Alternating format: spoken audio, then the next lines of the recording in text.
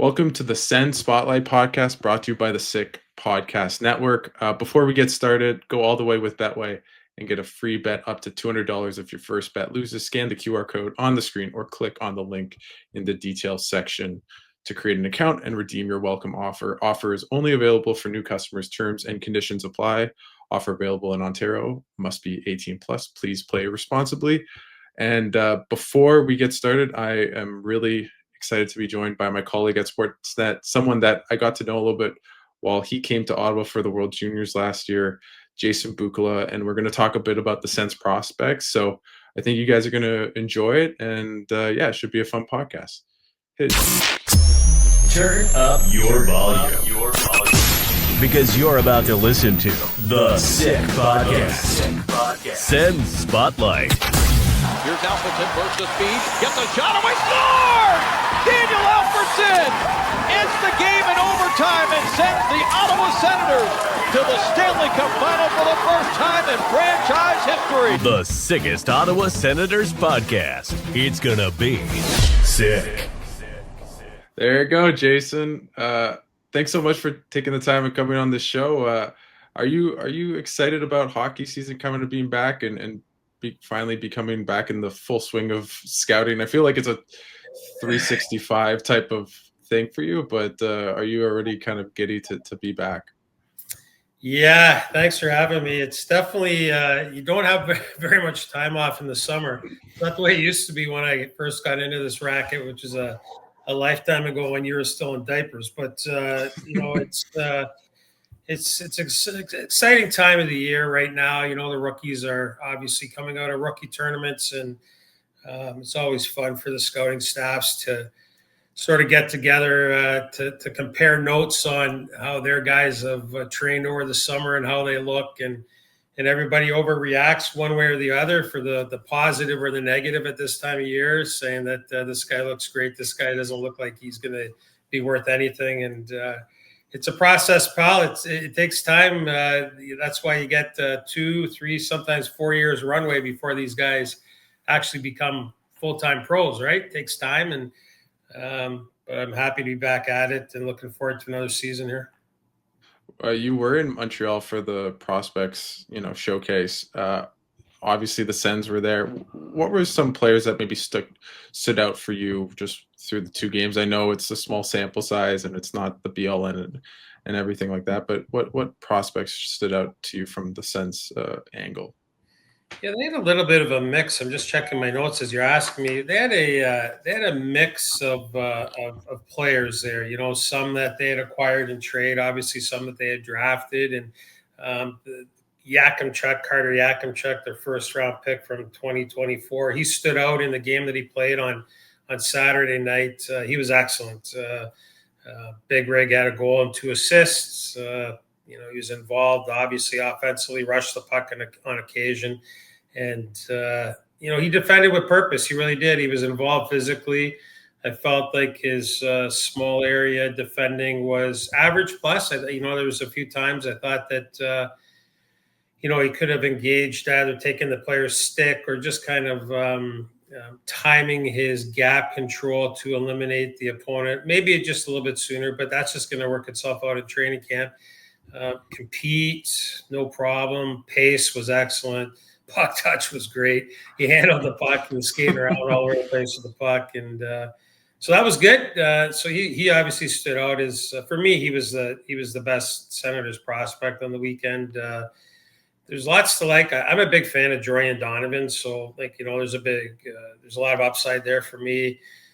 Jordan can play the game a variety of ways. His last year in junior hockey, he spiked offensively, and I think it had a lot to do with the fact that A, he's more than capable of making plays, but B, he's a really good skater, and he's super competitive. He also contributed offensively on the weekend, but he coming out of his first year in the American League, that wasn't really his MO last year. It was more of a two-way, get to know the pro game type of an approach, and he's hard to play against. He's got size, he's got real good hockey IQ, and he can be deployed in a variety of roles. So I think there's lots to be excited about with Jorian.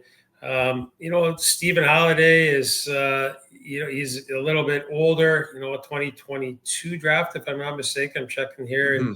And Yeah. I really liked Halliday. I thought he played hard on the weekend. Good pace. He pushed it. And I don't know if there's room for Halliday going forward, but it gives him that depth option. And he showed very well and looks like he's ready for camp. Jameson Reese, who's there on a PTO, his trajectory has been kind of stalled, I guess, in the early going of his career. He's 24 years old. He was really good too. He good detail above the puck when they didn't have control, and made some good plays when they did. And he gave me a lot to look at there. He stood out, so that was at times for the right reason. I don't know what his ceiling is, to be determined, as it goes to training camp. But, coming out of those games, he should play at a higher level at his age, and he did. And then there's a curious case of Tyler Boucher, right? We're kind of keeping an eye on that. I thought Boucher played to his strengths, which is skating downhill with his size. He's a big body. He's strong. Yeah, always has been. He's obviously been sidelined with a lot of stop and go in his career so far.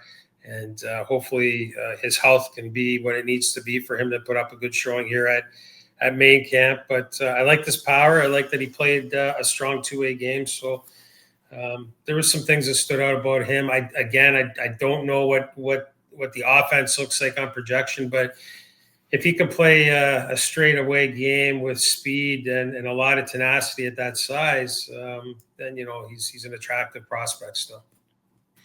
I'm curious maybe to circle back a little bit to Yakimchuk, because, he was on the precipice of making the team out of camp last year, but Staios, I think, rightly decided, hey, let's not rush this kid. Let's give him a year of maturation, go down to the dub. And he had a bit up and down year. I think, I know talking to you felt he progressed defensively, which was a bit more of kind of the area of concern. I'm curious watching him at rookie camp and seeing the way he's progressed the past year or so. It seems like he's really pushing to make this team out of camp, and Jensen's injured, so there might be a bit of a spot for him. How close do you think Yakimchuk is to making the NHL? And also, how prudent is it to maybe give him a little bit more development like the Senators did, put him in Belleville, versus if he's good enough, throw him to the big leagues already if he plays well in camp? Like, what do you see as the right course of action? Yeah, so for me personally, I would like to see him get some time in the American League. That would be more ideal than the National Hockey League. Ottawa, they're riding some momentum, obviously, coming into the season off of last year, but a lot of that's going to be predicated going forward to their start of the year. Like the team needs to get off to a good start. They need to bank points early. All the teams are trying to do the same thing, because, as you know, as the season gets as everybody settles in, it gets harder and harder every night, doesn't it? So your first 10-game segment is exceptionally important to bank points. So having said that, even if he has an all-world training camp, is he going to be part of that solution in the first 10-game segment, and not only for the team, but also for him, like what's best for him? And I think he's going to give it a go. He's going to push right to the end. I really do. I think that, as I sit there and I watch on the weekend, another player in the tournament, David Reinbacher from the Montreal Canadiens, who's a big right shot who missed most last year with a knee injury. He was a high pick as well, like 5th overall for the Montreal Canadiens a few years back. And I'm watching the two of them, and I'm trying to determine like who's closer, to being NHL ready. And there's a difference between Reinbacher and Yakimchuk right now. A little bit more confident, even with all of his game, because he's just had a little bit more of a taste in the American League last year, and he's a little bit older, not much. So, when I start to look at Yakimchuk, just even compared to his peer group, never mind the Ottawa Senators NHL roster, I still think he's just a shade below some of his peer group, which leads me to believe that he's probably going to be in the same boat come Ottawa Senators main camp. Is he going to push for a job? Yes. Does he need time in the American League? Absolutely, to round things out, and that'll be fine, because he's going to have a career for Ottawa. Yeah, I was going to ask, like, how good do you think he can be? Like, what do you project him as? He's talked about with me that Evan Bouchard's the kind of prototype that he looks to as a player, that he tries to emulate his game a little bit. And Evan Bouchard, for all his flaws, is a pretty damn good hockey player. What do you see maybe the ceiling, or what kind of player Yakimchuk can evolve into? Yeah, I would even if Carter were here on the call with us, I would disagree with that comparison. To be perfectly honest with you, the thing with Carter is that he's got much more of a mean streak. He's a harder opponent to play against in the trenches than Bouchard is. Bouchard doesn't really have that. To me, he doesn't have that type of a streak. And Bouchard offensively is one of the most elite offensive defensemen on the planet. So yeah, it's nice to say that you like to cherry pick some attributes from that player. But I don't see Yakimchuk necessarily being a one on the power play. Like I don't see him quarterbacking the power play. He might be a spot duty one, but I see him more like a second unit guy. I see him secondary scorer more than primary from the back end. But he's going to be able to do it, which is nice. He can rush the puck. He's got great puck touch. His goal that he scored on the weekend showed great patience, kind of pulling to the goaltender and the opponent out of the equation, and depositing the net in the back, or the puck in the back of the net on his backhand. I think that he could be a 4. I really do. But I'm leaning, and I know this is scout speak, but I'm leaning more 4.5. So I'm on the fence. I don't know if he's a 5 or a 4. Is he going to be a top pairing or a top 3? That's to be determined. He's going to have to hit it out of the park. When I was in Florida and we had Mackenzie Weegar coming through, and he was a 7th round pick, so I know it's a little bit of a ridiculous comparison. But when they arrive, you don't know what they are until they get in the pro environment, right? It doesn't matter where you're drafted; it's what you do about it. And I even think that Weeks has more offensive, or had more offensive kind of ceiling than Yakimchuk, despite the statistical profile that Carter has. So I think he's a 2-way D. That's a long answer to say he's a 2-way D. He will spike on occasion, but he'll provide secondary offense, and he's got the streak to play hard, mean minutes, and that's important. Is that like, it seemed like what people kind of the gripe, like the scouts, the thing that they didn't like about him last year a little bit was defensively, and he's talked a lot about improving that.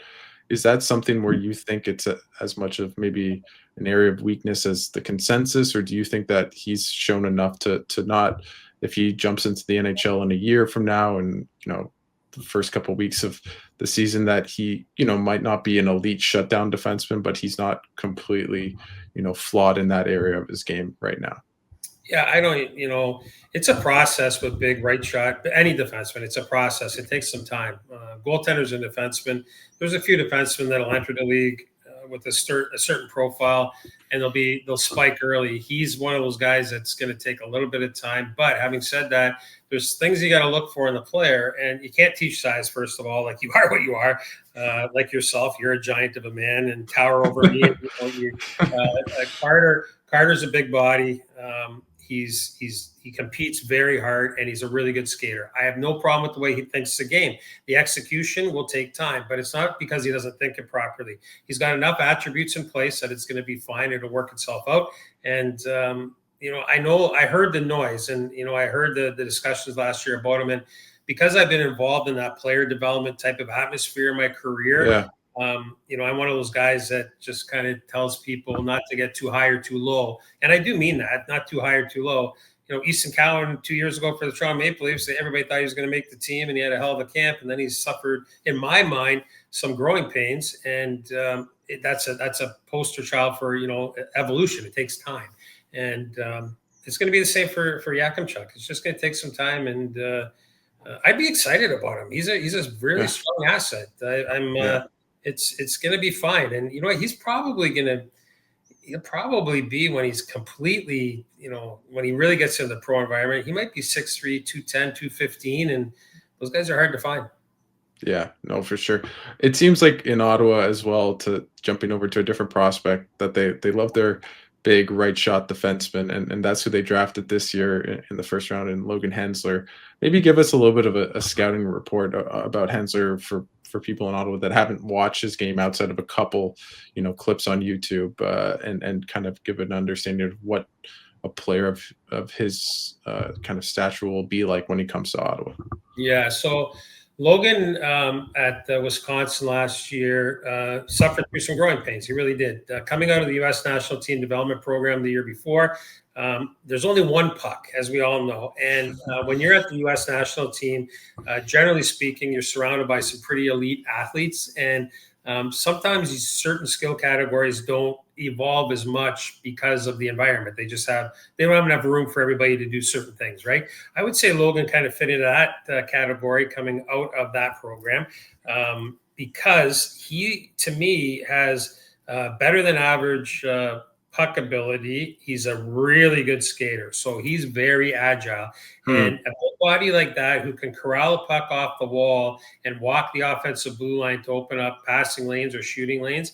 And I'm not even saying that he's got to rip it from distance to beat a goaltender. What I'm saying is that he's got that type of lateral agility to when a check is coming out to front him, he can move away from a check or move off a check. And because he's long with his length at 6'2", whatever he is, he can expose a lane because he's just big that way. And so what you're going to see is a two-way defenseman, big, really agile, excellent skater. And I mean, in all categories, straight lines, pivoting, continuation pace. So if somebody attacks through the neutral zone in his lane and they chip it over his shoulder, he's one of those guys that can turn, pivot, and get there ahead of time still. He's not going to have a hiccup on his way to get a puck. So having said all of that, there were times last year, when I say growing pains, that because he was used in all situations at the college level, there were some times last year that he forced some pucks or he forced some plays.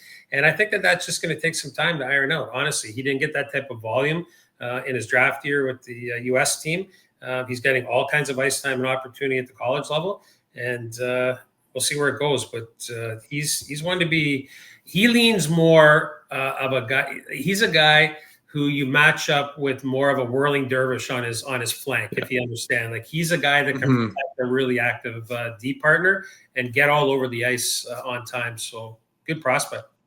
Yeah, I'm just imagining him with Jake Sanderson, who isn't that type of player, but if they are just on the ice, they just have the puck out skating guys, getting the puck out of their zone. Like, man, like, that's a pretty good defensive pair, and not to mention how good offensively both could be in different ways. I'm not different ways for sure. Yeah. When you're on the ice with Logan and vice versa, they both, his D partner they know they have that safety net with him, so they can maybe go a little bit more often and take a little bit more risk. And then the flip side of that, of course, is that Logan has the ability to do it himself too on occasion. So there could be a little bit of a yin to the yang there, and that will give opponents problems, and matchup problems. So we'll see. It'll take some time, but he's a really good player, really good prospect. What do you think as a scout, a guy who's been in these meetings, at the draft table and stuff, of how the Senators have approached the last two drafts where they have picked big, sturdy, right shot defensemen? Like, obviously you don't want to always pick position over need or just best player available, but what do you think of the Sens' almost philosophy or approach acquiring two right shot defensemen in the past two drafts? Yeah, I mean, really big. If you look at them on the weekend, even they had Simmons, Fisher, and Toure at 6'7". They had Elias 6'7". The smallest defenseman on the weekend was Hamara at 6'194". 2022 draft pick, who had a good weekend, by the way. Hamara, he played well. He did some good things for me. He jumped out. I thought his puck poise was really good, and leverage was good. I thought he had a nice weekend. So, what do I think about it? I think that they're trying to build a type. For sure, they understand that to go deep in playoffs, you need to have, you need to open up space for like people like Sanderson if you're going to transport it aggressively from the back end, or if you're going to be on the defensive at any time, you're going to have to make life miserable on your opponent physically. And clearly they have a plan that way. Across the board, though, the Sens have a big prospect pool. So here's what I'm curious about. The last couple of years, the draft has been trending big again, like it really has. Yeah. So over time, things are going to plane out here at the NHL level. Different prospects are going to arrive at different times. Teams that didn't have a lot of picks in the last couple of years, I'm curious to see what the body types look like as these these teams that had more picks, those kids arrive in the NHL. It's the evolution of the game might change a little bit there for a few years because different teams are going to be programmed differently, if that makes sense to you, just because they have more picks. So these guys are going to arrive, and then these other teams are chasing that to figure out how do we resolve our issue against big physical teams. But I will say this too. Jackson Parsons in goal, like the free agent signing. Yeah, were you going to bring it up from the Kitchener Rangers? Wow, so goalie of the year, right? Last year in the CHL, and took a while to make his decision of where he wanted to sign. He's managed his growth very well there in the Ontario Hockey League, and at 6'2", 202 with the athletic ability he has, he's big in the net, but really, really coordinated and agile. Great feet. I'm sure you watched the game. Like he was kicking the pucks and tracking plays and making saves, moving laterally on time. So that right there, that's a sneaky ad for the Sens. Keep an eye on the Parsons because, as things start to play out at the NHL level and, guys get a little bit older, you know how it works. Like there's a cycle here. He's already 20 years old. And I believe goaltenders have to go through their first entire entry-level contract before they really hit in the NHL. That's been my experience mostly. But Sam Montembeault would be a fine example of that. Florida ended up waiving him, ran out of patience, which is, Bill Zito's done a fantastic job on a lot of things down there, obviously, 2-time Stanley Cup champion, but waiving Sam Montembeault, who's the starter in Montreal, not waiting long enough for him to be the best version of himself. That's an example of a 2-contract guy before he spikes. And Parsons is already 20. I think he's going to get NHL games sooner than later. He looks really good. I just staying on the goalie trend because because the Senators team is pretty solidified. There's not a lot of young players that will make it, but there is one position where they will have a youngster of sorts in Levi Merelainen. And I'm just curious what you think of his development the past couple of years and how effective he can maybe be this year and as the backup goaltender in Ottawa. Yeah, that's he's going to be called into duty. That's a fact, right? So I'm curious as you are. I have to be perfectly honest. Okay, I'm waiting. I think that there's a lot of upside here. Again, I like his athletic ability. I don't want to sound redundant when it comes to goalies because you got to be athletic to be an NHL goalie. I mean, hello, duh, right? But you got to be big enough. You got to be everything at the NHL operates at a speed that goalies just aren't accustomed to. So if you get too busy between your pipes and you start tracking outside the pipes, that's when you're going to get exposed. And Merelainen's curious to me because I've seen him be all world in his development path. And then I've seen him get a little sloppy like anybody else, right? And when he does, that's when he runs into trouble. So the more organized the team is in front of him, the better off he's going to be. And I'm curious to see how it goes. I don't want to upset anybody out there. I just think that it's he's on the come see for me. That's why I'm going to put it to you. It's interesting because I don't feel like I know enough about goaltending like you, Jason, but watching him, he just seems so cool and, calm, not just on the ice, but getting to know him a little bit, very, felt like nothing would get by him. I've been in rooms, I'll be honest, where you see a goalie after a bad game and they're kind of, losing their mind, which is fair. I would do the exact same thing, honestly. But he was always very steady. And I just wonder from your vantage point, how much it feels like goaltending, your mentality has to be in so many ways to be even keel, straight, calm, cool, collected, like the Carey Price motto. And I see that with him. Now, I'm not saying he's going to be Carey Price at all, but just more in terms of, I feel like if he has that, maybe he can put all the pieces together. But again, I trust your judgment much more than my own. I think the pieces are there. And when I say he's on the come see, it's not because I don't think he's an NHL goalie. I say that because you don't know if you're able to do that until you've been given the net due to injury or circumstance for 2 weeks straight. Okay. And in those 2 weeks, you have some A games and some B games, but on your B games, your mid-range nights, you just find a way to make the next save. You know what I mean? Like if you let a muffin in from distance and it's like, because I think he is. I think his makeup's fine. Goalies, generally speaking, who get to the NHL, generally speaking, they've had to endure that for sure. And that's another reason why I say that sometimes it's a 2-cycle thing with their contracts, because they're going to get lit up in the minors on occasion. And how are you going to rebound? How are you going to break yourself down and rebound from adversity, really, right? And in the NHL, there's no time to practice. Guys don't practice. Like, look at the schedule this year, pal. Alex, there's going to be no time. It's a really condensed schedule this year, especially with the Olympics. So there's going to be no practice time, which means that your game day skates, your off-ice prep between the ears, your off-ice breaking down tape with your goalie coach, all these things. I think he's programmed the right way, but I'm on the come see to see on his very worst day, because I don't know what that looks like yet, if he can come up with that extra save. Well, we will find out, because the Senators have a lot riding on him, especially considering Linus Ullmark has been, not the healthiest player for a long time. Before I let you go, I just have a couple fun questions. And the first one is just, in Sens fan lore a little bit, and just being around the team, like, obviously, you look at the likes of Stützle, Sanderson, Greg, Clevin, Marilina. They were all from one draft class. Right. And I'm just curious, from your vantage point, when we look back at the 2020 Senators draft class, like, how uncommon is it that we see them hit on so many players?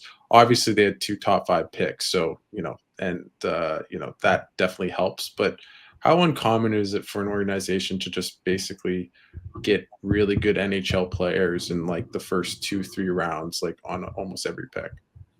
Very uncommon. Absolutely. It's very uncommon.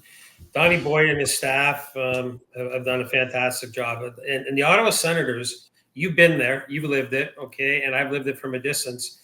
The new ownership group and the plan that Steve Staios has is to round out the organization to make it more robust in a lot of categories, right, including scouting, and just the support model has grown exponentially since 2020. And when I look at that draft class, let's not forget too, we were coming out of, like, there's a lot of weird things going on in the world at that time. So the way you collected information was a little bit different, right?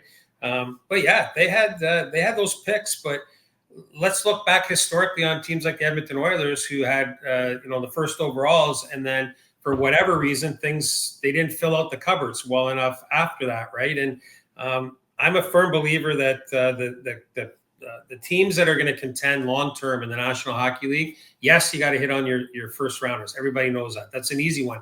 But if you can start filling out your roster with those mid-range prospects, not only to land in the NHL, okay, but be valuable assets and trade proposals in the middle of the draft, you've done a hell of a job. Because you go through that list, I just pulled it up: Stützle, Sanderson, Greg, Yarventi, Clevin, even Igor Sokolov was an interesting pick, right? And then you get down to Marilyn. Like, that's an all-world draft that sets you up for a lot of success, because you get a core out of it, but you got assets in there too that are attractive outside the organization, which brings you in more NHL talent. That's a home run of a year, and it's not like that every year, is it? And good on them, because they're going to ride the success of that for sure. And thankfully, I wasn't Pierre Doran, because when I was a fan at the time, I wanted the Sens to draft Jamie Drysdale. And, no shade at Jamie. He's a good hockey player, but he is not Jake Sanderson. It's not very close, unfortunately, for Jamie. But before I let you go, just about the Sens themselves, like, because you cover I don't know how you do it all, Jason, being a prospect guy, covering the NHL as well. But how good do you think the Sens team will be this year? I think they're so a couple of different things. They've learned how they built up some scar tissue, right? They built up some scar tissue. They rode when they exited the building last year, that was a team that was craving more games. Okay. They weren't just like satisfied. They kind of climbed 3/4 of the way up the mountain, if you will, to obviously there was tiers, accomplishment tiers in the organization, and they accomplished something last year. If they can stay healthy, and they got that scar tissue under their belt now, and Ullmark can be healthy, and I do mean that. Like, they need to get consistent grade A goaltending from start to finish. They really do, and they need him to be healthy. And if it's not going to be him, they need somebody else, i.e. Marilyn or whoever's waiting on deck to come in and do the job. That's going to be the key for me there, because I do believe up front they have an identity now, right? They can play heavy hard style. They can run and gun if they want. Stützle plays fast, but he's wearing people out along the wall now. 2 years ago, people in the league, players, opponents were throwing rocks at a glass house saying that this guy, he's diving around, he's doing whatever. I didn't see that last year, pal. Like, I saw a guy that had all kinds of grit and determination. And then the Ridley Greggs of the year, or of the day, who are a complete pain in the ass every night he puts on the skates. It just adds to the undercurrent. So everybody will be better. They're going to be a problem. They're going to be a problem in the East. The Atlantic is loaded. And the Montreal Canadiens are on the rise. They have too many great prospects, and they have some some money in the bank, and I'm sure they're trying to open up some more. So I think Ottawa's right there. It's an exciting time. I'm excited because, I don't know where Tampa's at. Florida, you kind of know where they're at. I don't know where Tampa's at. I'm pretty sure Boston's not Ottawa. That's how I feel. So great trajectory. It's an exciting time to be an Ottawa Senators fan. And I know a lot of people, as you know, you and I have spent some time together. I know a lot of guys in the organization that I've been on the tour with a long time. So I'm pulling for them for sure. Good. Well, I think it's going to be a really fun season in Ottawa. I'm excited to hear more about the development curve of some of the prospects, and probably texting you at obscene hours of the day. It's like, how's Hensler playing? How's whoever's playing? So, Jason, I really appreciate you taking the time and doing this. Is there anything at Sportsnet or anything that you want to plug before I let you go? Well, if people are interested in keeping up with the prospects and what's going on, for the draft, but also with draft and development, keep an eye on my team's reports at Puckpedia, as well as Sportsnet. At Puckpedia, I have 14 people stationed around the world monitoring all things prospect, and they're doing a fantastic job. So if you want to keep abreast of what's going on with your favorite Senators, players, prospects, then who they might be drafting next year, go to Puckpedia to support my partner there as well. That would be appreciated. I definitely am going to be on that a lot this year, as now the Senators finally have some prospects to work with. So I'm going to be all over Puckpedia and all over your site. So thanks so much, Jason, for taking the time and doing this, and I'll talk to you soon. We definitely will. Thanks for having me on. See you, Alex. And that's a wrap. Hope you don't miss us too much until next time. Follow the Sick Podcast Sens Spotlight on YouTube, Instagram, Facebook, Google Play, and Apple Podcasts.